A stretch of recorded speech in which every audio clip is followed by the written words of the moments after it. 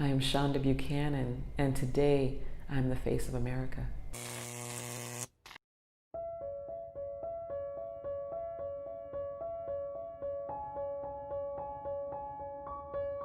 We have to keep saying to our youth, American Indian and African American, that this is your country. This is our country. We're not going anywhere. My name is Shonda Buchanan. I am a professor and an author. I am the author of the new memoir, Black Indian.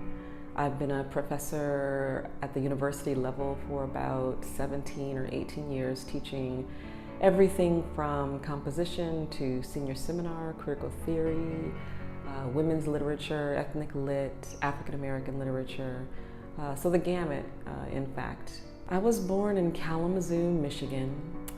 Kalamazoo, Michigan is what we call a blink and you miss it town. So basically it's a small town. But I was raised with the sentiments and the sentimentality of the Midwestern lifestyle. My mother and her sisters grew up on a farm in Mattawan, Michigan. They had horses and cows and pigs and all those things. They didn't have running water in their house when they were growing up, so they had an outhouse.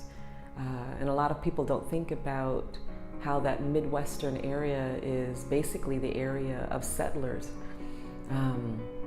People built their own houses, their own homes, and even though they were little bitty houses, you know, they were farmers, they were settlers. They basically were trying to eke out a living, you know, in those, not homesteads, but just in those little plots of land that they had.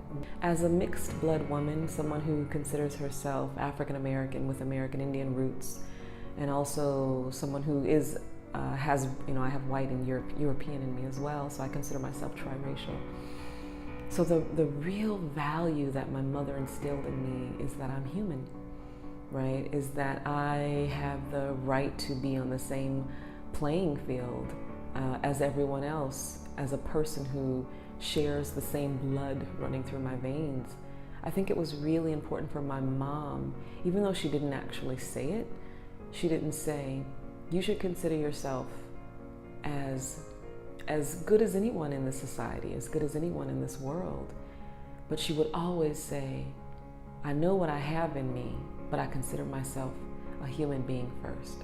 And I chose to become a writer first because I loved language and I love literature. I love storytelling. I love how stories can propel you and take you to a whole nother world. And then they also grow you up, right? And then I think I decided to become a scholar after, because I wanted to immerse myself in storytelling on all levels. And there is a story in research, you know, there is a story in scholarship. There are multiple stories in scholarship. But I also wanted to teach my students the importance of storytelling, and then also how language can empower you. I feel just like James Baldwin when someone asked him, an interviewer asked him, you were born black, you're gay, you were born in poverty. How do you feel? And James Baldwin said, I hit the jackpot. And I feel like I hit the jackpot as a mixed blood in this society. I do feel like it is my responsibility to tell the true story of America and to talk about that tapestry that is hidden. So I do feel like it is my mission to talk about what it means to be someone who, at the cusp of this country, as a child of the enslaved Africans, and that's important because people say slaves as if they had no agency, as if they had no country before they came here. And so I say enslaved Africans who met and married Europeans, who met and married or had children with, if they didn't marry the Europeans, the American Indians, however those intersections happened.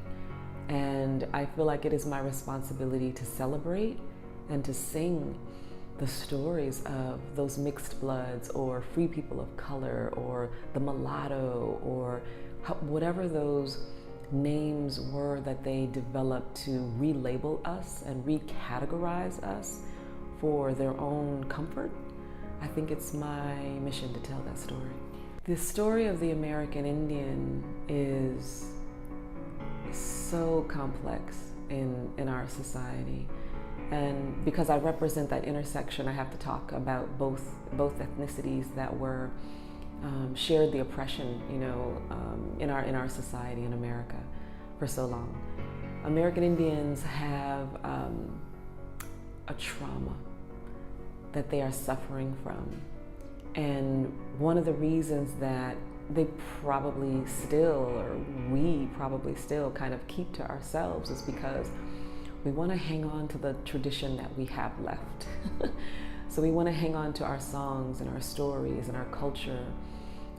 Also, we want to hang on to our children.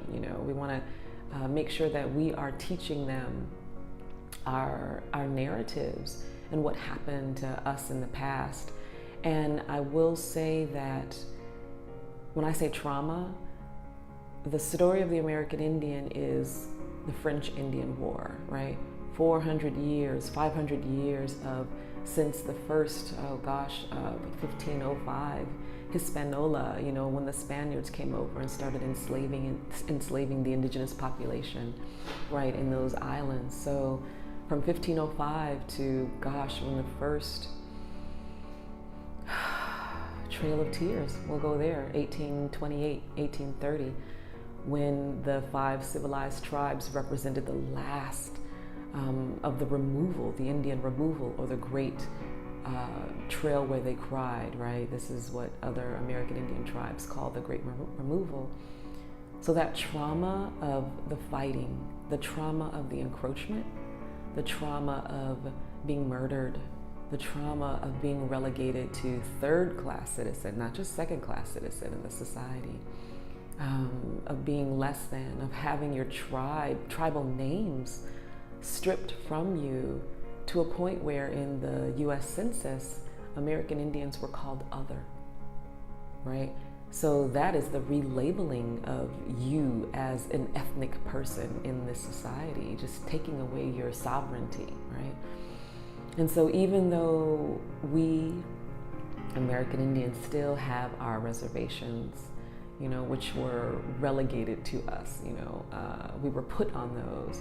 And then we still have our language in some societies. Actually, a lot of the languages are disappearing. But we still have a sense of tradition and culture. And I think it's probably difficult to find a scholar to talk about that, because an American Indian person is one person from one tribe when there were over 500 tribes in this country at the beginning, quote unquote, beginning of America. Because there is still the sense, unless you are a part of it and unless you know that American Indians don't exist in America, then it will continue to be a bit of a struggle to get the youth to become a part of American politics. They don't believe American politics represents them. And reservation life is incredibly hard and difficult. American Indian women are the most murdered women in our country.